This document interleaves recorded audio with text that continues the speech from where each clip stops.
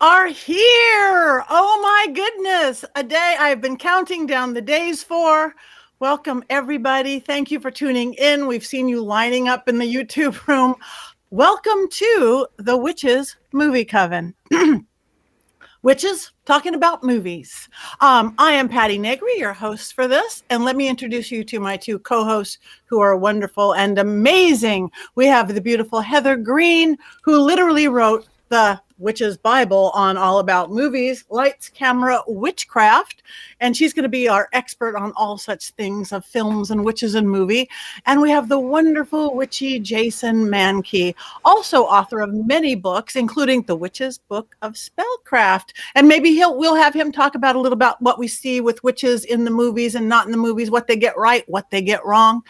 And the other main person within this Witch's Movie Coven is you guys. We are live. We are live. We want your input. Tell us what you like. Tell us what you don't like. Tell us if you agree with us. Tell us if you don't. Nicely, please. So this is our first time out. We might make some mistakes along the way. We'll figure it out as the Ghost Sisters are here. My dear friend Mandy. Oh my God. I love the Ghost Sisters. They are great. They are over in like the Tennessee area, whatever states. I mix my states up. We do some fun things together. So, this is awesome. So thank you. You guys are checking in. I love it. So why don't we move it over to Heather and tell us, what are we going to talk about on our first inaugural live Witches Movie Coven? Heather.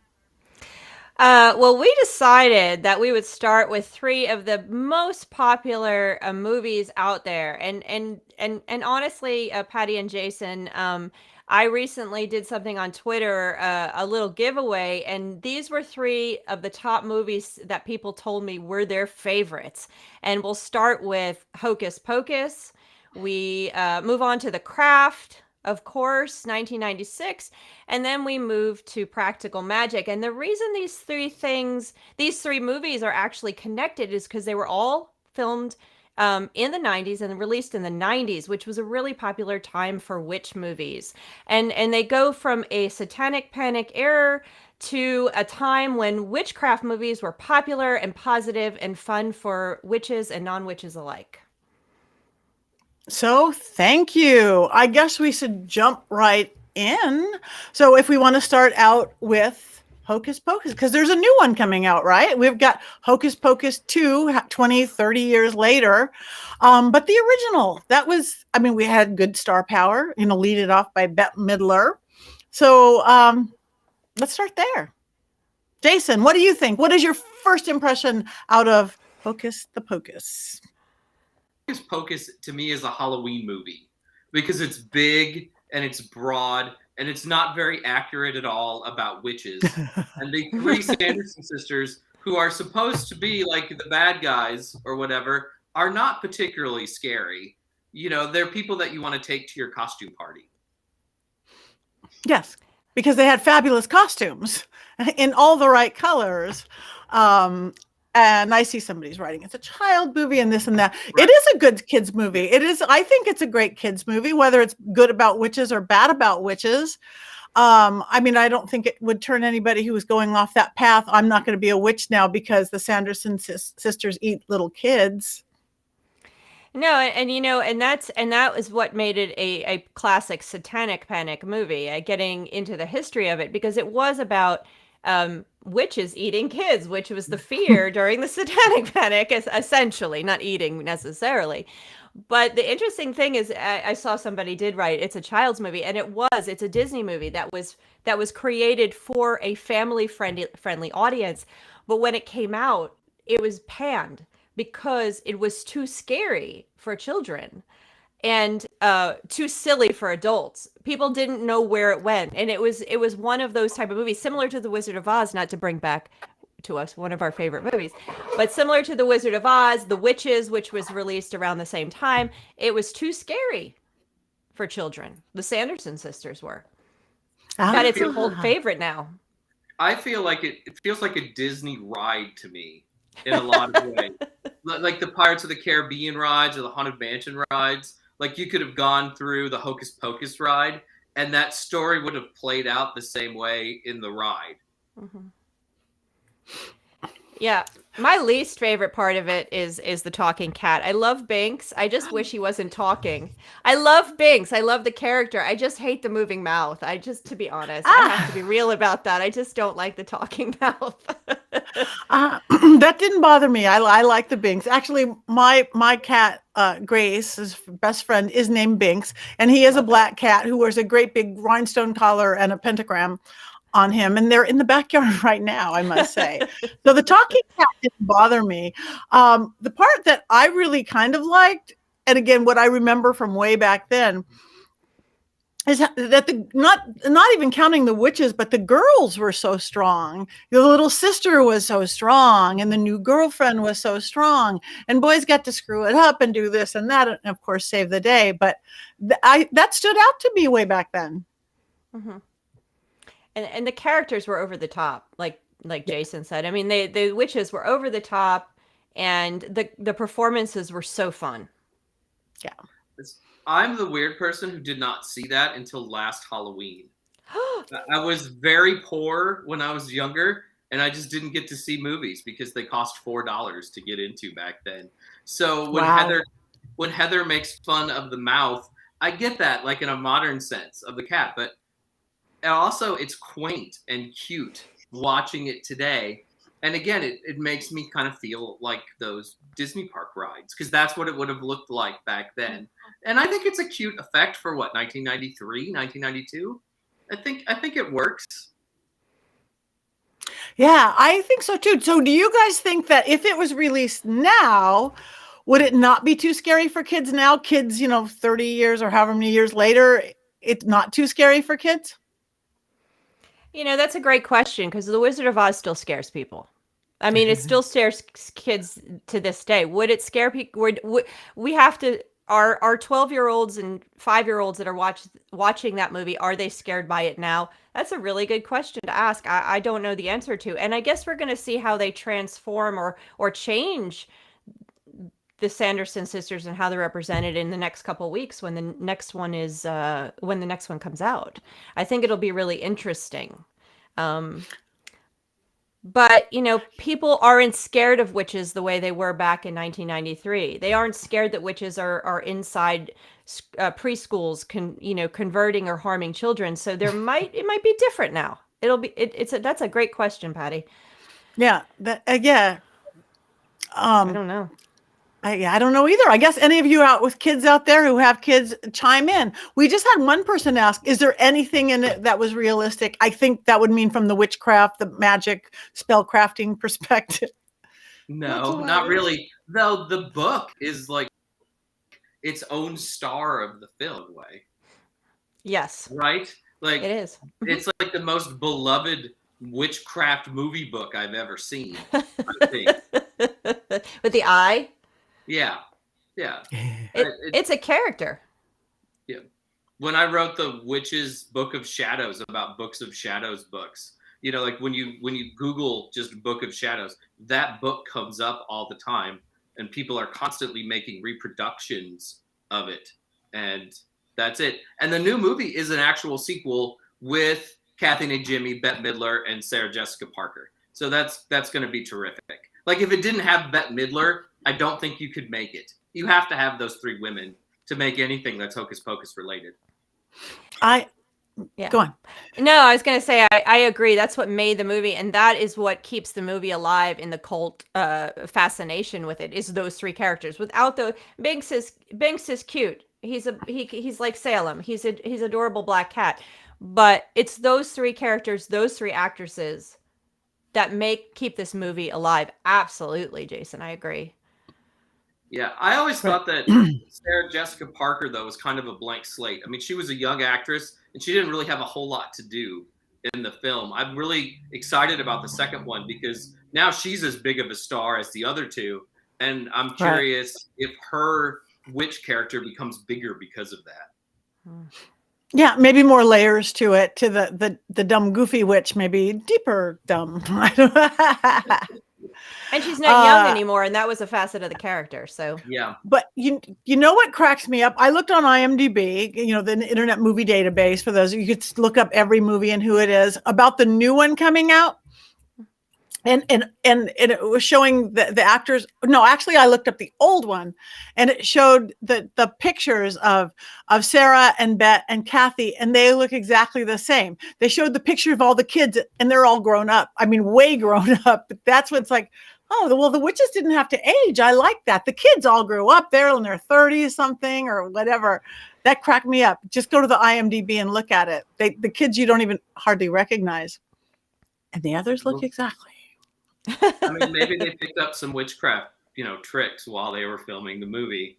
And one of those is perpetual youth in Hollywood or something. Well, it is a requirement. No. Somebody just said that they saw that they would ride a Roomba in the new. Oh, fun. I have I don't have a Roomba. I have a very crowded, very antique house, and I think it would just be too much work for the Roomba. But I've seen people decorate. I think one of them is on here, Matthew. You could decorate Roomba as a little altar that moves around the house. You could do all sorts of really fun things. So I hope they have fun with a Roomba in the new one. Yeah, that's an interesting take on the broom, isn't it? Yeah, I guess it would be a flying saucer. So I know somebody is going, isn't something real? Isn't something real? No, not really. Not really. They're magic. No, I think they used pieces of witchy or kitschy lore. They used things like black cats, and they had pointy hats, and they had cauldron.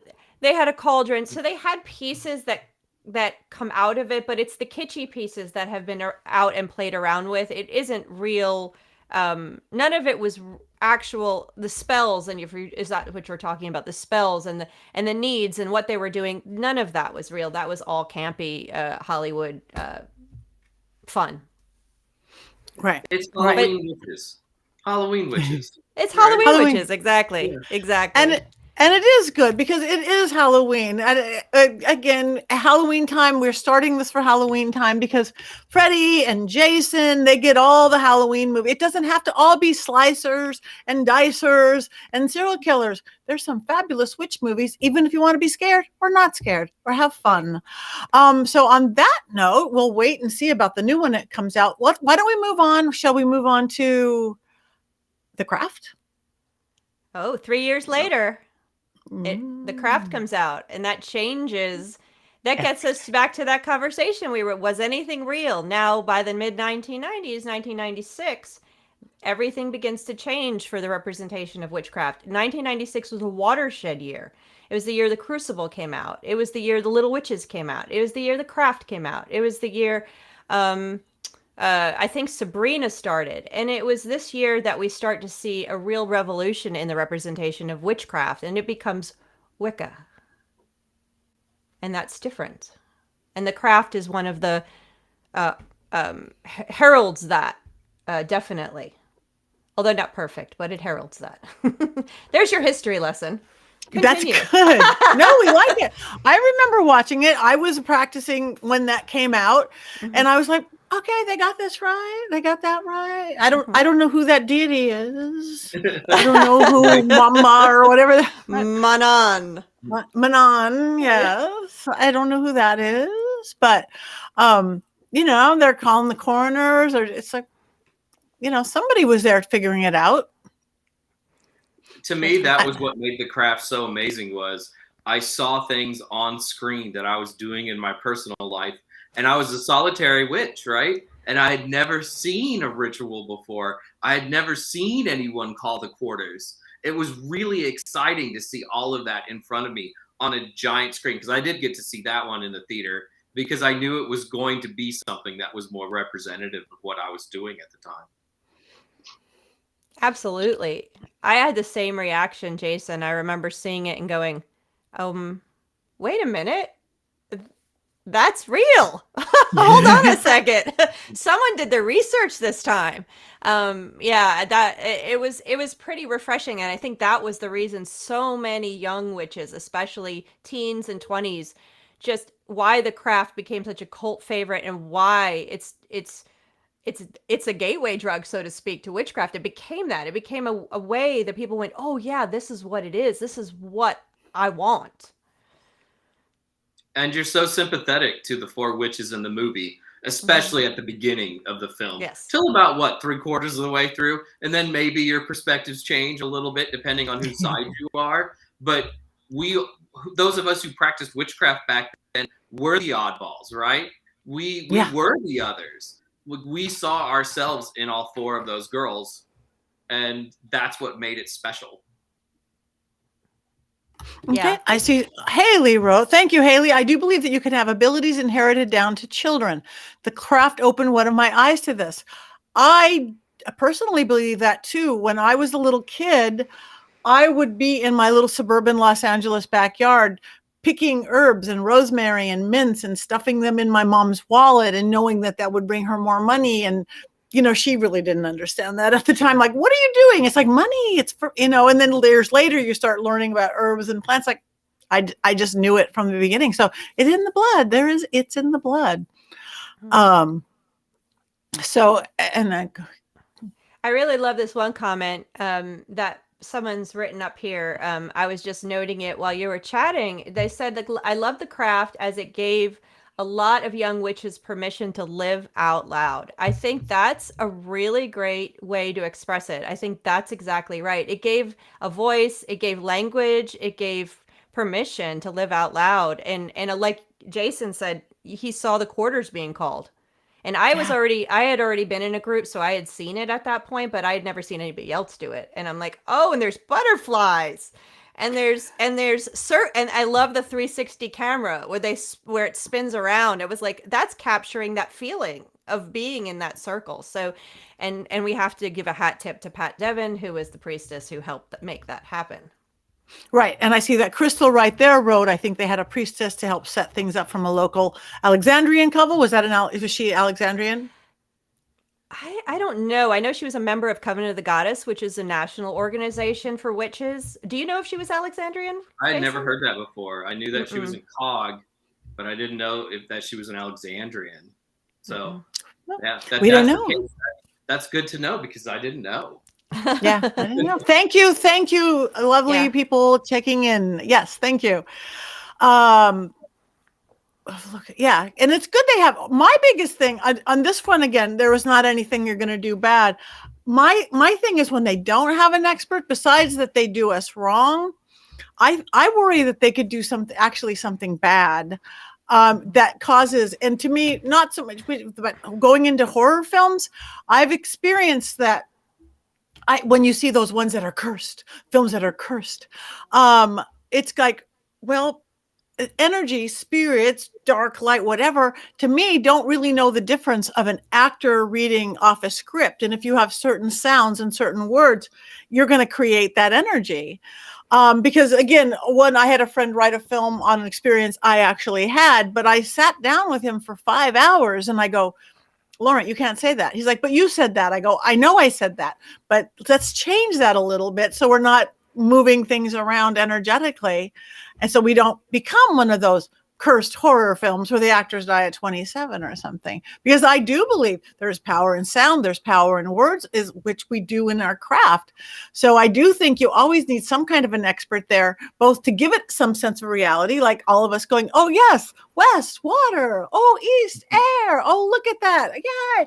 And also that you're not, opening a portal to hell. A little overstated.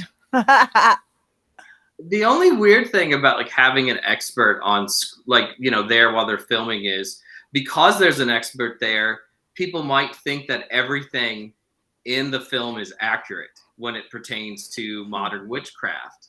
And really, what percentage is accurate? 60%, 50%? I mean, I can't fly at the end, right? There are things that happen at the, I know, it's really disappointing. Not even on the Roomba. And I tried. But there's a point though, where you have that expert, there's this thought, well, then it must all be right. And we know from experience that not all of it is right. Some of it is right. Right. Yeah. And Pat Devin, if I remember correctly in reading it, and I talk about this in my book, is that she actually did an interview after, I can't remember who it was with, but she talks about that very point, is that she was an advisor. She didn't write the script. So she was an advisor and helped with getting some things right, which I think the best part they got right was that one scene in the woods where they call the quarters. That is the most right part of it. But when it goes off into the Manon thing and at the ocean ritual, and then it goes, and then some of that becomes more of the layover from the horror movies of the Satanic Panic, when we were afraid that teens were being corrupted or brought into a satanic type ritual. So it's still a border film culturally. So it still contains that. So you still have that end part where Nancy goes crazy. And that becomes more of a teen film. It becomes a teen film, horror film that's layered with witchcraft. So it's no longer right anymore. It's no longer necessarily correct, as well as some of the other magic, some of the stuff. Like you said, we can't fly. We can. What? Stop it! Don't. Sorry. Yeah. Why don't we? I know we've mentioned it a couple times. Satanic Panic. Maybe some of our listeners or watchers don't know what that is. What's the Satanic Panic? Heather? Satanic Panic, just real quick, started in the 80s, early 80s. It was a factor of the conservative movement, political movement, or we swung politically to the right, and a reaction to the more progressive 70s and 60s. And then what happened is that people were fearful that that Satanists and witches were harming or corrupting children and teens. And it started around 1983 with a preschool, McMartin Preschool in California. It started there with a court case.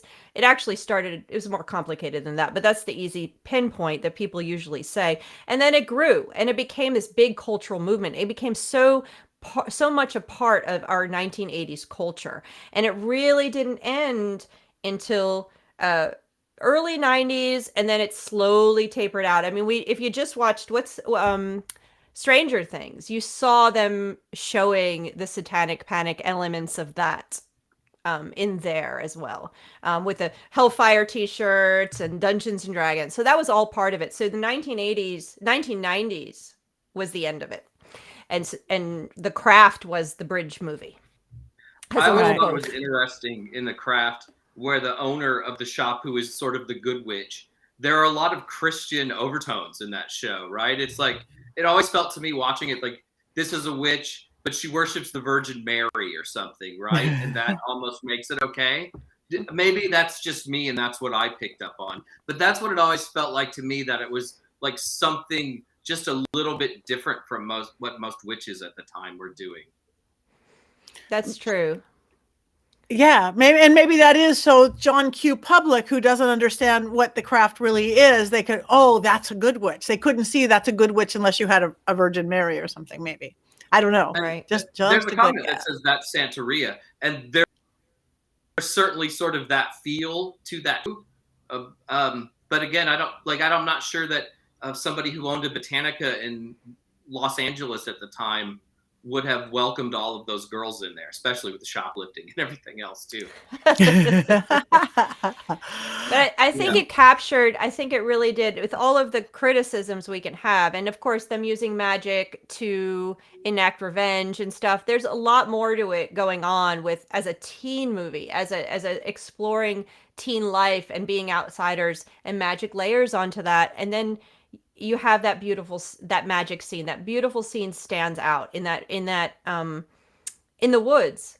And I keep referencing it. The one where they go into the field, the butterflies and stuff. There's something so magical about that scene. You could almost lift it out and say, "Oh, this is what did it. This is the magic." I love the knife. The knife is in that scene. It's about trust, right? Like when they come in, they put the knife to their chest, and it's like, do you love these other people that you're with? And if you don't, then you can't come into the circle. You have to trust all of us. And that's real. That is done. I can neither confirm nor deny that is. I'm confirming. CRAFT secret. Yeah. I also always felt like the beach scene started really well. Yes. Right when they call the quarters and things. And I'd always have dreamed of recreating that scene with my own witches, right? Like, and just to be there at the ocean and stuff. It's beautiful. And then it breaks down into Manon, and we all get disappointed. But the beginning of it is really nice. So would Yeah, you it's be beautiful. Nancy in that scene then if you reenact it? I don't know who I would be. That's a good question. My Yeah, wife Ari would probably have to be Nancy. no, and I mean, I'm an LA girl. And I really did start it out with this little group called Long Beach Women's Spirit, and we would do at the beach. So that was like home, yes. And then the special effects got way more than special effects we ever had. It's like, well, we don't get those tornadoes of what, you know. I think But the other fun part of it is that they explored. I don't even know the word for it. Some of the teenage games that a lot of teens play, regardless of whether they're exploring witchcraft. Yes, light as a feather, stiff as a board. They did that, and they do.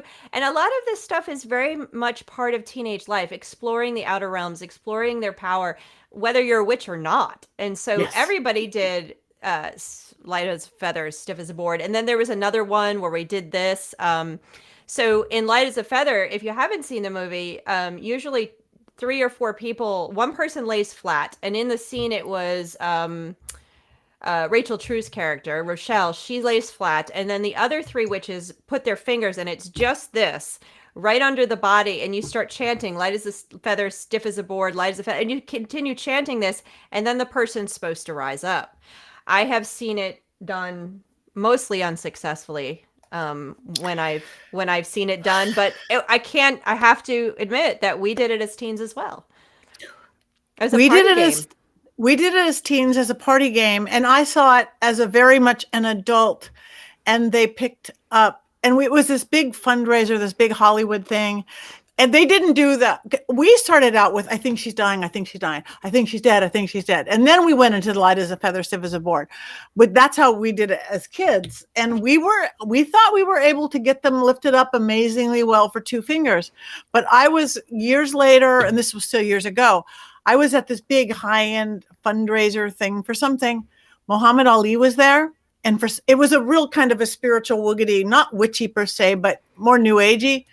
I saw Muhammad Ali lifted up with 2 fingers by this little, I'm like, oh, you know, this big, strong, all muscle boxer. I watched that. I mean, they didn't do this, the stiff as a board thing, but they did that. They did it in front of my eyes. That's amazing. That's pretty cool. No special effects. I used to do it with my church youth group. Like we'd have overnights. And everybody in the church youth group would always want to do light as a feather, stiff as a board, or they'd want to have seances. And at the time, I'm president of my church youth group, but they saw the occult in me at a young age, and they were like, "Jason, read this." Yeah, it's like seances, the same thing. Yeah. One of the great things about the craft is like the lot of the magic in certain spots is really accurate, which watching it on the screen, I always really loved. Mm-hmm. Yes, it was beautiful. You know, it goes, and somebody did mark it. Why do they say often go dark and make the witches go dark?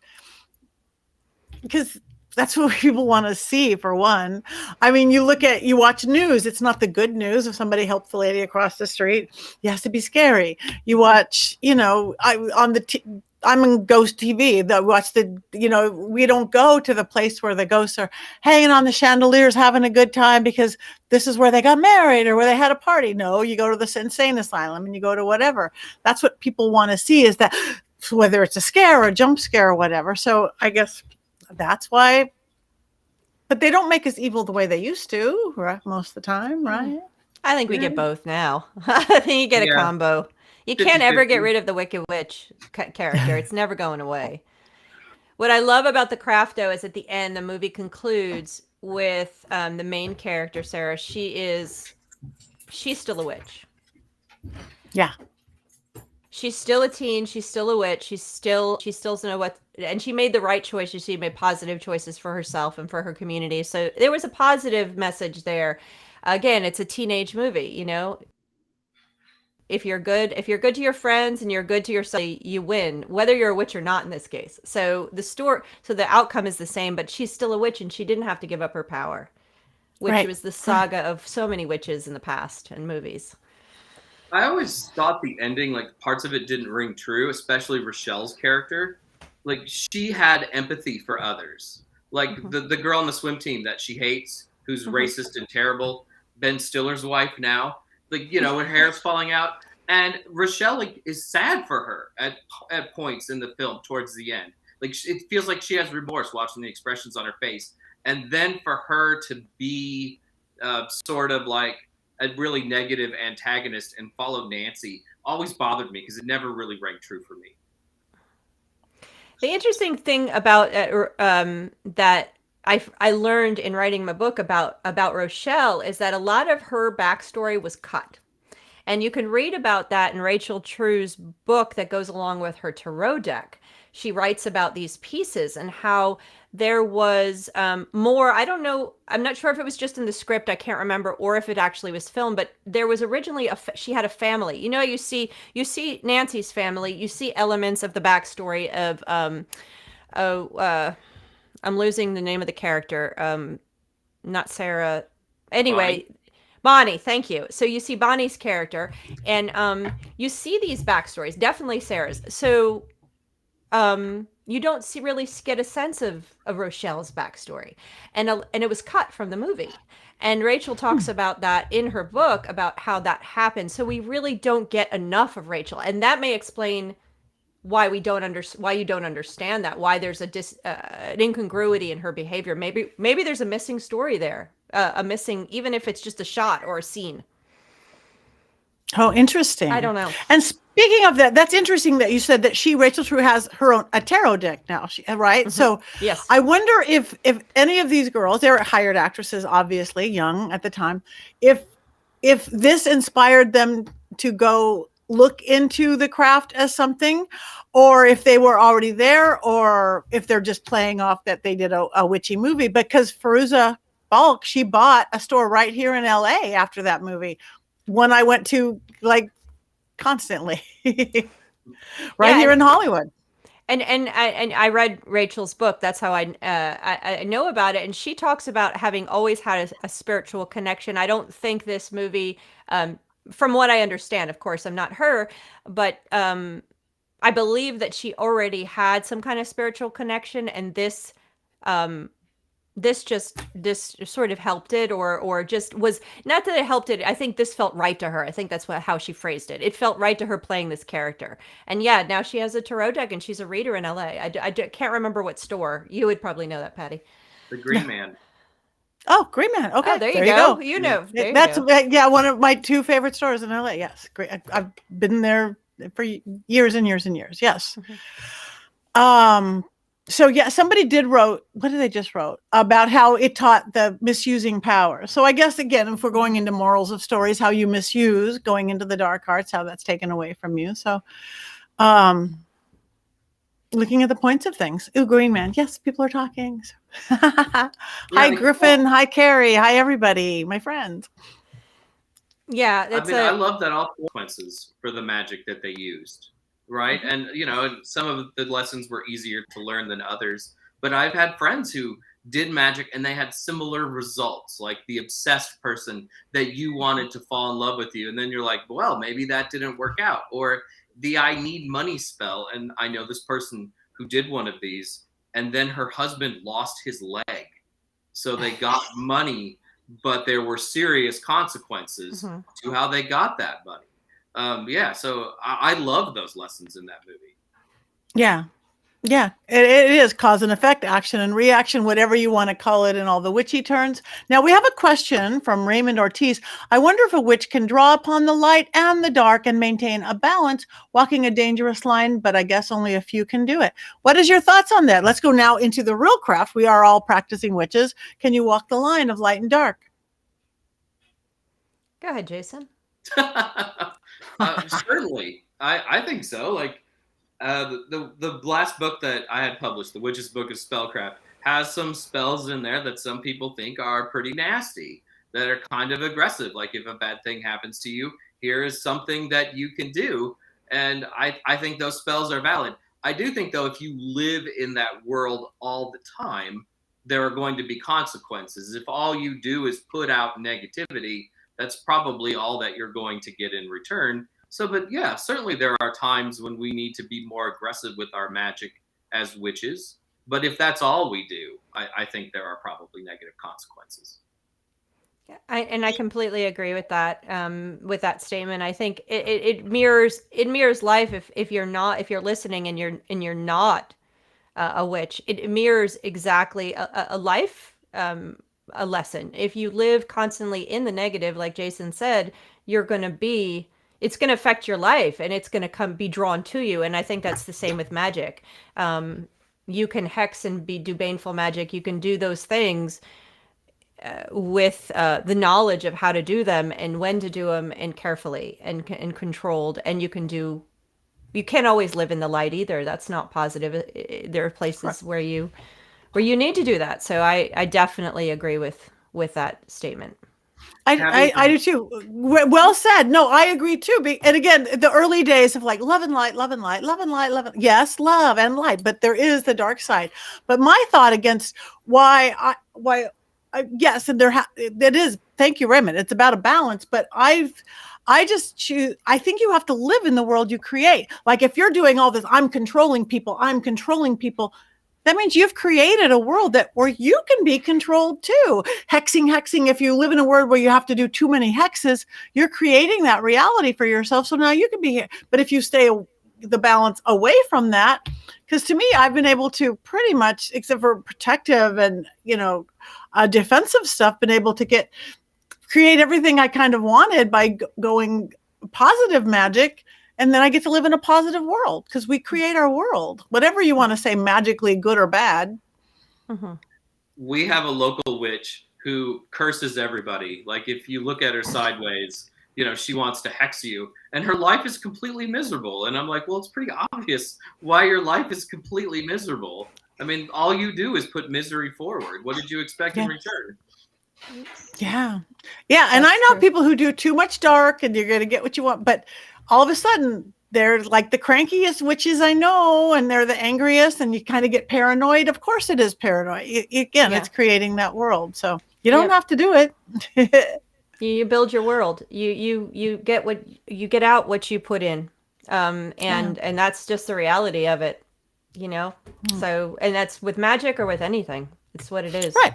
And as it showed with the movie The Craft, as that we move on. Somebody wrote, as a gray witch, it's a term people use. I go with yes. I mean that some should know that the dark is well for the light for protection or defense. I don't hex or harm unless it is very much needed, which is very rare. There you go. Yeah. It's balance. So thank you. Mm-hmm. Thank you, Malcolm.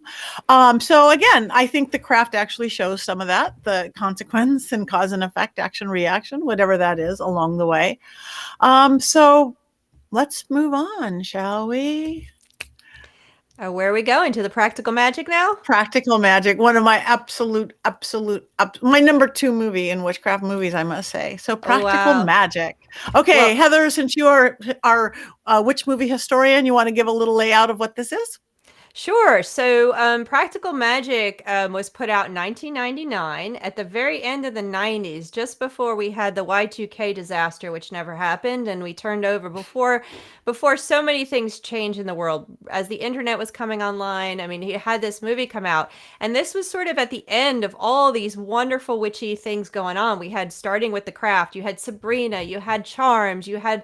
Buffy the Vampire Slayer had a great witch in it. We had a ton of really fun Wiccan movies. And I say Wicca because that became the buzzword in films at that point, more than witchcraft. But then this Practical Magic came on, and it's a rom-com. Witches don't get a lot of rom-coms, and this is a true rom-com. This is let's go to the movies with a glass of wine, and well, I guess you can't go to the movies with a glass of wine, but you can in Los Angeles. You can. Well, I guess so. Not here. So this was a total rom-com, and I remember going to it when with a bunch of witches.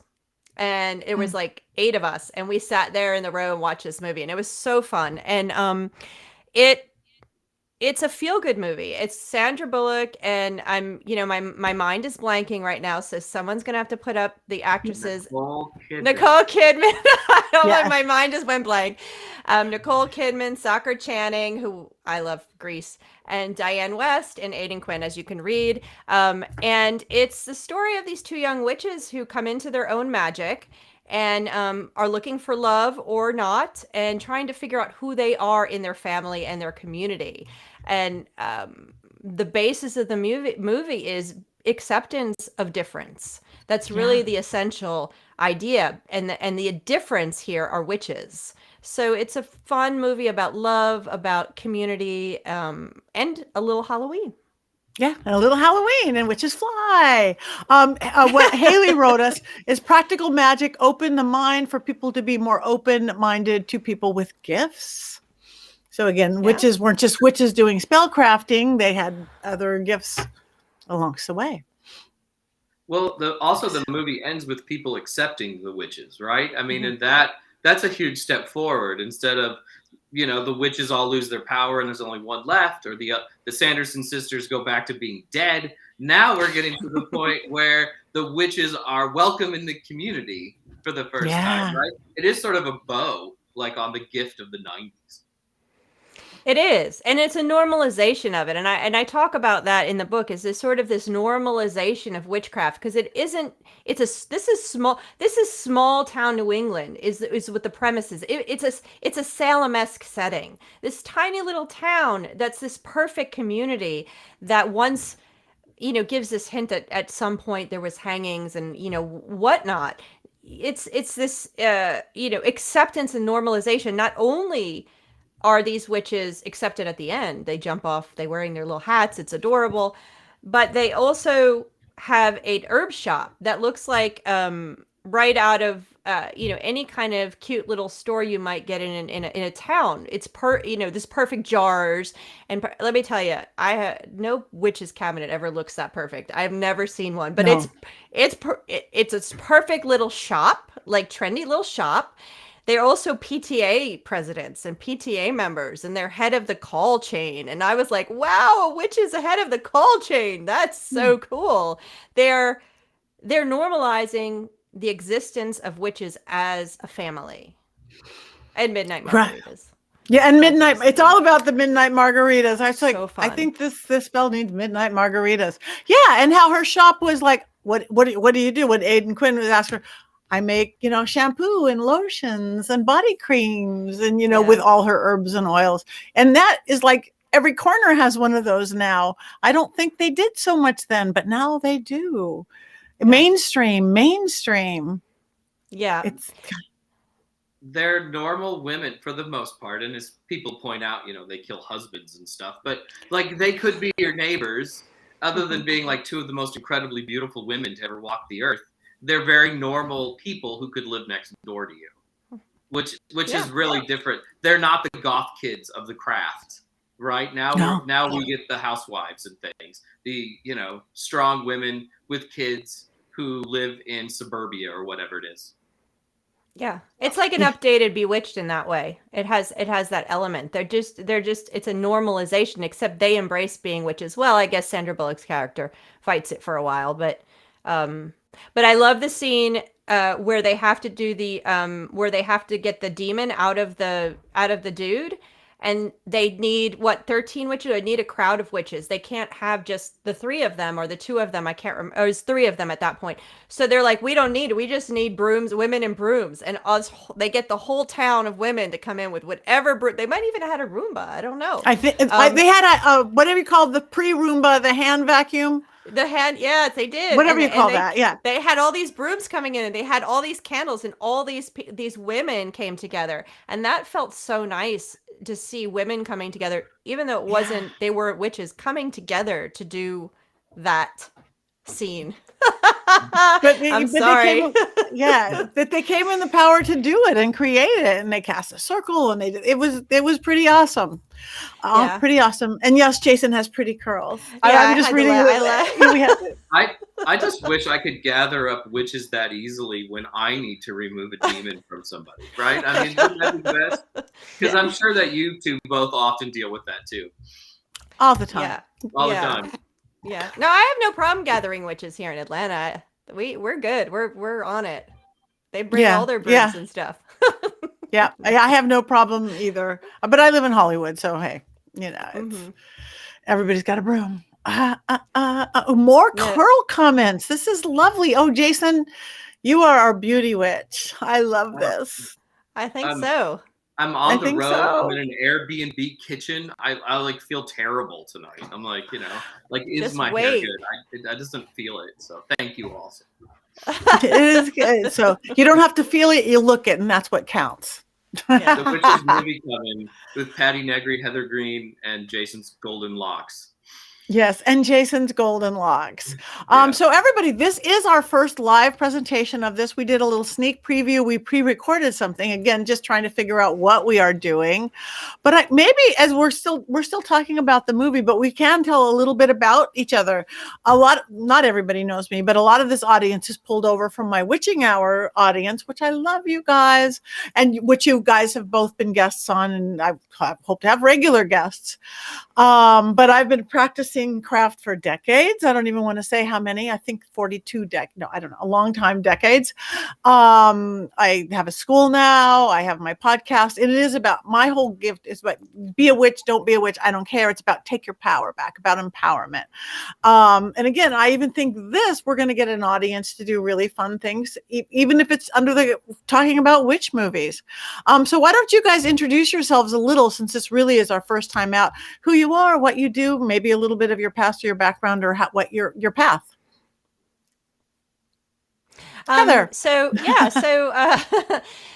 I started researching, studying occult practices, and I say that because I started with tarot and astrology back in college, as many people do. I more or less grew up secular, so it was kind of like this was a venture into spirituality, and it really called me, and I loved the tarot, and I loved the astrology, and eventually picked up the Big Blue Book by Buckland and other witchcraft books, and that's all she wrote, and that was good for me. I've studied Wicca, and been studying ever since, and I'm also a film historian, so I have degrees. So at some point I said, wait a minute, I want to merge these two. So that's what led to my book, which we held up. Here it is, Life, Camera, Witchcraft, because it's a look at, what we're talking about. And that's, to me, was really important to do that from a witch's perspective, because I can look at the movies and say, wait a minute, that's real or that's not real, when someone who hasn't practiced or someone hasn't been involved in the community can't see that. So it really was this was a mission, and the book was a mission and a project of mine that was really important. I'm also an editor at Llewellyn. I work with a lot of wonderful witchcraft and occult authors who write about this stuff, and yes, possibly, hopefully. And I love no, I was pointing at him. I wasn't saying me. I was pointing at Jason. You were saying me. Hopefully one day, but I was pointing at Jason. He's already Llewellyn. Yeah. Yes, and Jason is I am not Jason's editor though. But yes, Jason is a Llewellyn author and one of the many, and there's so many of them, and it's become more than just a spiritual practice and a path. It's become my entire life, which dreams come true, and I love it. I love listening to people's paths and the way they're experiencing it, and like you said, it's a positive path of empowerment, and I think that's key. I love that. Yeah, I do too. And what I learned from your book is that I just didn't realize how many movies involving witches there were back from the creation of movies, right? We'll talk about this as the weeks go on, but from like when movies, like late 1800s, when there were movies, right? They were doing witch movies, right?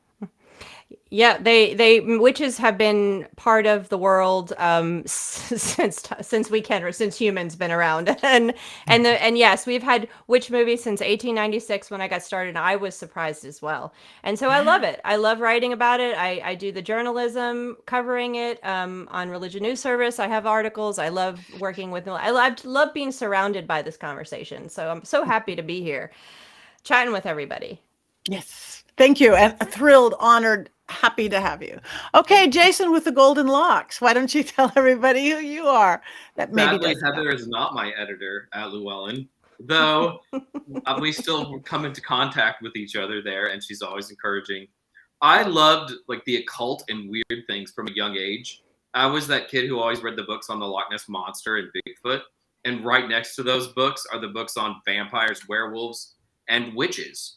And so I started reading all of that at a young age. I did my first spell between 7th and 8th grades, and it worked, and it scared the crap out of me. And I didn't pick up another witchcraft book for 6 years, but then I did eventually, and fell in love with it almost immediately. I love the history of witchcraft.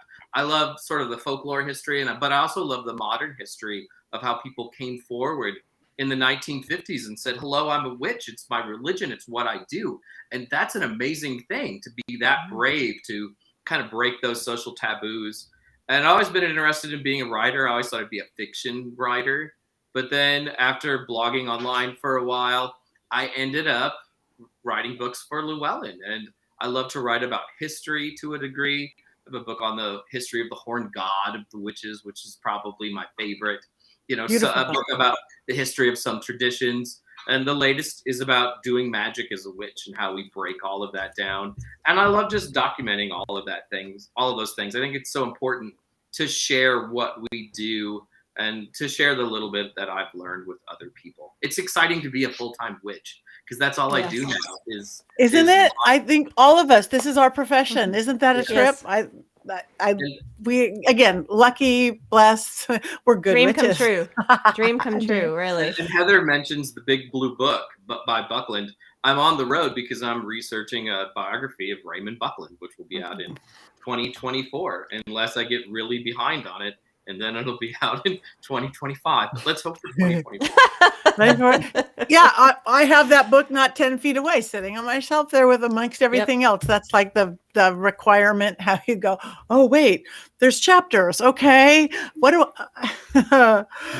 so you guys, this is what we do. It's going to probably morph like life does along the way. But we want you guys to tell us, what do you want to talk about? What is your favorite movies? Do you want to talk about decades and eras? Do you want to talk about good witches and bad witches? Spellcrafting in. You guys can follow us, like us on all the social media. We are all on Facebook and Twitter and Instagram. Please look us up. We'll post that on all our places on YouTube and stuff.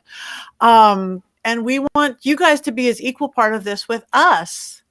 And is somebody writing? So Becky, we'd be flocked. We'd be flocked or flogged. Flocked is kind of fun if they throw you in honey and then they put no. So yeah, I'm sorry, I squirrel. I have to get used to these little things. So we have lots to talk about, but we want your input on that. Oh, somebody wants to know what our traditions are. Okay, before we go, we have a few more minutes. If anybody, however much you do or don't want to talk about it. Jason, go first this time. Well, I'm an initiate in a British initiatory tradition, and I also run an eclectic coven where I live in Silicon Valley, California. Like, eclectic Wicca has always been like one of my favorite things, just because it feels like a petri dish where I can try all kinds of different ritual and my poor unsuspecting coven. So, those are my two favorites.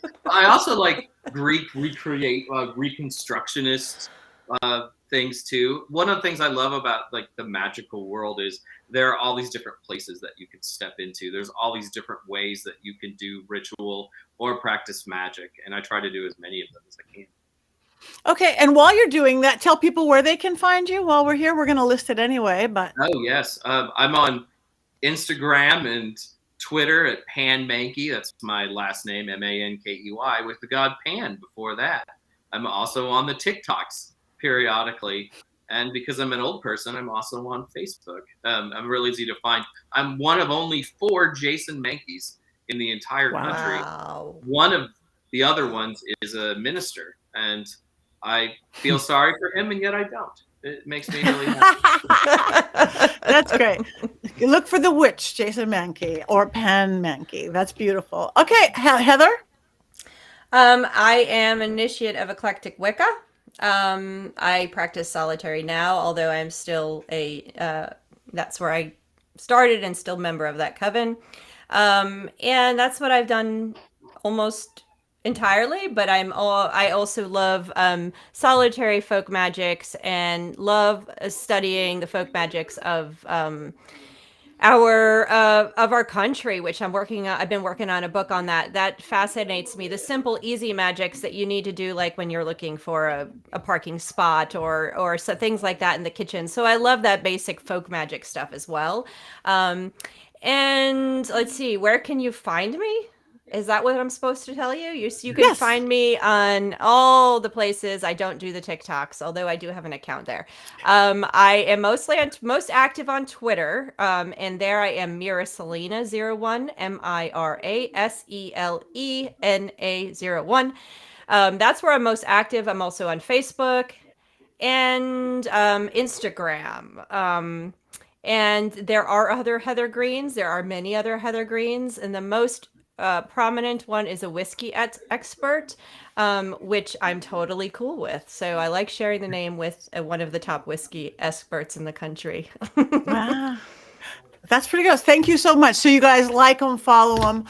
I started out again, that 80s, very Wicca, very, this is what, and even that was still eclectic. I'd look at, no, I'm not Diana. No, I'm not this. I'm not that. Very eclectic in my work. I keep going more and more elemental in everything I do.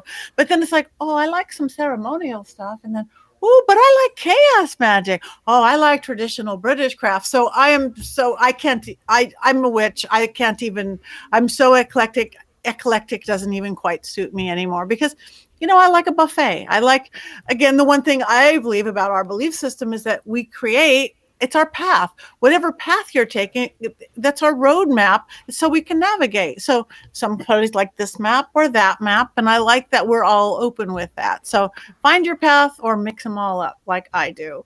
You could find me everywhere, bathroom walls across America. I should stop saying that, huh? Patti Negri, Psychic Medium on Facebook. That's the only one I actually at this point have a blue check because I get lots of fakes. I will never contact you.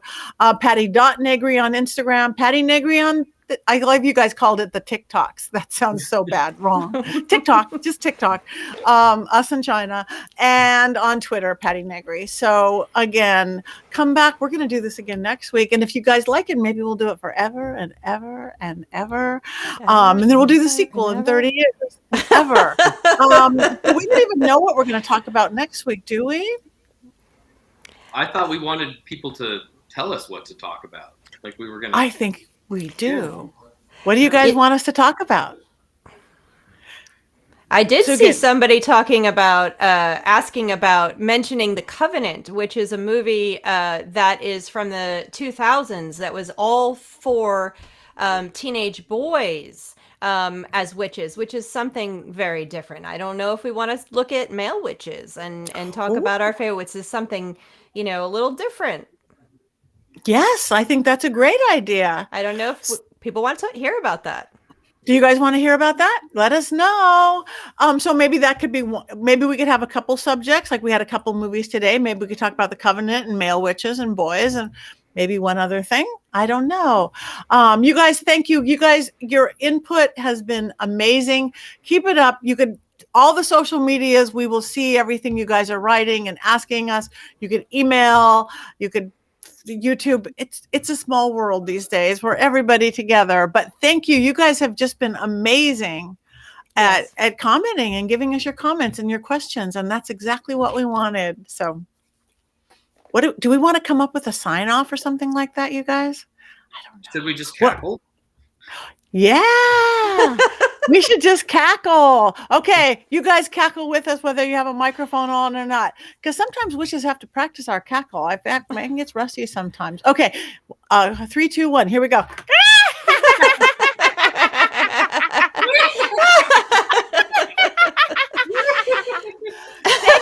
Thank you for joining the Witch's Movie Coven. Patti Negri, Jason Mankey, Heather Greene. Come back next week, same place, same time. Bring the popcorn. See you then.